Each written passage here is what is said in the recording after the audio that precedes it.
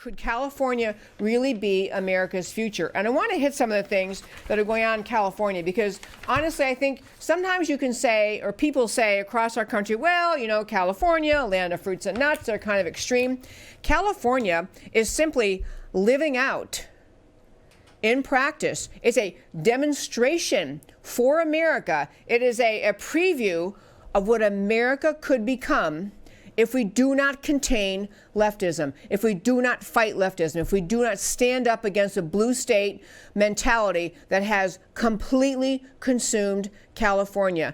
I have a lengthy list of points about California. I'll start by saying California is the pinnacle, the ultimate of blue state thinking. Everyone who has elective office in California at the state level is Democrat. Democrats have a majority. They have nearly a two-thirds majority in the Senate, I think it is, and over two-thirds in the House of California. They have their system, their free-for-all election system. So no matter how many people run for an office, whoever, you know, they don't have primaries like sane people do, where you might have two different parties, you know, Republicans and Democrats, maybe libertarians. California, everybody runs. Top two vote getters go to the runoff. The top two vote getters are always Democrats, or usually Democrats. So Republicans have no chance of being elected to anything in California. And this is set up by the left. And again, I want to remind you, the left, the blue state mindset is about control. It's always and forever about control over the people. So this is one policy they use to implement that idea. They are going to keep the left wing, the blue state America, the Democrats in charge of California. Let me just tell you some of the mess California is in. And we read these stories, and we read, you know, kind of summaries. I want to just tell you really what a mess it is in California. The government is pretty much, you know, people use the expression neo-socialist. It's pretty much socialist. It defines and decides what people can own, and it's very controlling, cultural Marxist kind of thinking. Okay, California has 40 million residents, 40 million. They have nearly half of the taxes that go to the government of California are paid by less than 1% of the income earners out there. So less than 1% of Californians are supplying almost 50% of the state income tax. So when people get tired of California's income tax and move away, point is California is very dependent on a tiny segment of their population. A tiny segment keeps them alive. So they have all sorts of ridiculous, they're way behind their infrastructure. They haven't built reservoirs they need to build because they're too busy spending their money on all sorts of social justice things. So on the subject of the population in California, I said 40 million people. Roughly a quarter of America's entire homeless population is in California. So America has, you know, a homeless population, you know, spread across 50 states. Nearly a quarter of them are in California. Of all the Americans who live on dependence and public assistance, of all 50 states who live in dependence on public assistance, 1/3 of them live in California. 1/3 live in California. 1/5 of the population in California lives below the poverty line. 1/3 of Californians, 1 out of 3 people, is enrolled in welfare in the form of Medi-Cal, which is the state's health care program. So the state creates these massive social programs that give everything away for free.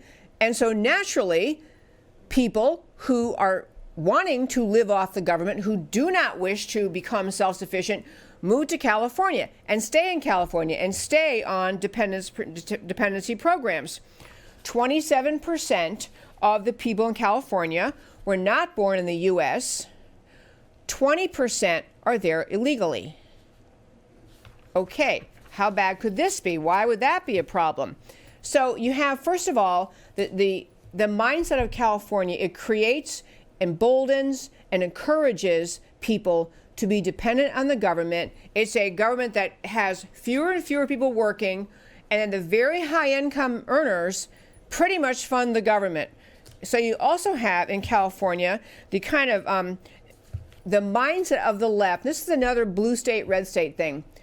red state-minded politicians recognize the purpose of elections is for the people, we the people, to choose elected officials who go to Washington or Sacramento or Austin, wherever the capital is, and they're supposed to carry forth the will of the people. Now, I'm not bragging about the Republicans in Washington having done this as well as they should have, but I will say following the will of the people is consistent with the structure of our government and the mindset of the red state mindset.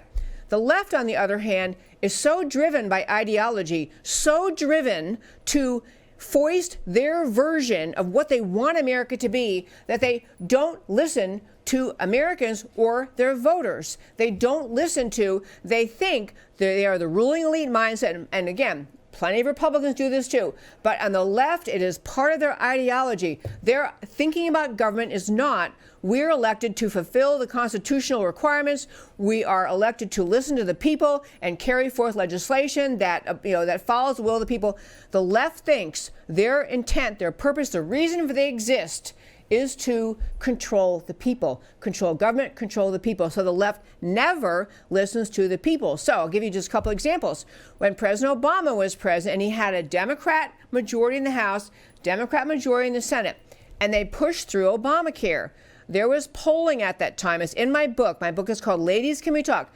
Polling that showed a majority of Americans, even a majority of Democrats, kept saying in response to polls, no, no, no, no, no. Don't do this. We do not want this. We do not want government-controlled health care. We want our freedom. We want health care freedom.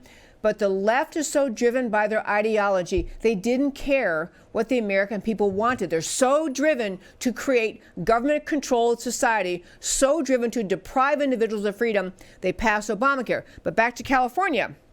So California has had various referendums where people vote on things that they actually want. So in California, they had support for the death penalty on the ballot in California in 1972, 78, 2012, and again in 2016. The California voters support death penalty. Every time they bring it up, the California voters say, yes, we want the death penalty. We believe in the death penalty. But Governor Newsom decided, regardless of what the voters said, he single-handedly imposed a moratorium on the death penalty. He's saying, I don't care what the people think. On top of that, the American left is ranting and raving all the time about guns and how they want to take away America's guns.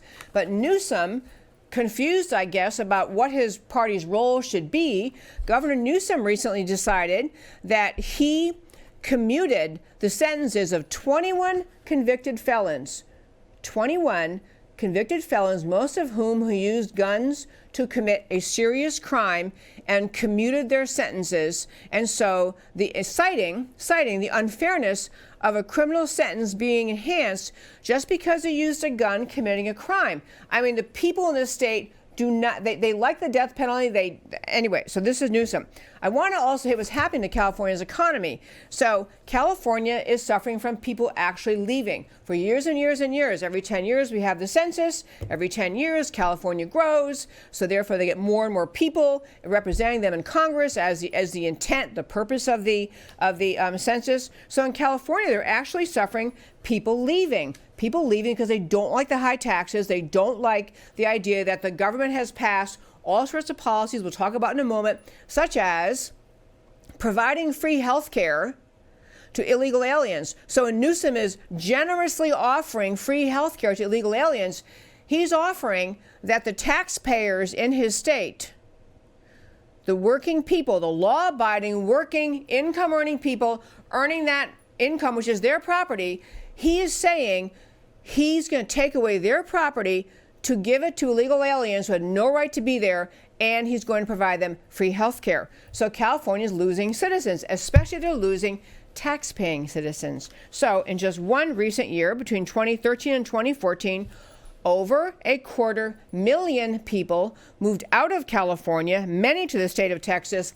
That 250,000 people who moved out in just that 1 year between 2013 and 2014 had been taxpayers in California to the tune of $21 billion. Even the ones just coming to Texas have been taxpayers in California to the tune of $2.19 billion. So this idiocy of leftism is create free programs, keep taxing, tax the hardworking, and the hardworking are moving away. And no one in California in that Democrat blue state mindset says, you know what? Maybe we better stop spending all this money we don't have. Maybe we better stop providing free everything for everyone, because the hardworking people actually are leaving. They don't like it. This never, ever occurs to them.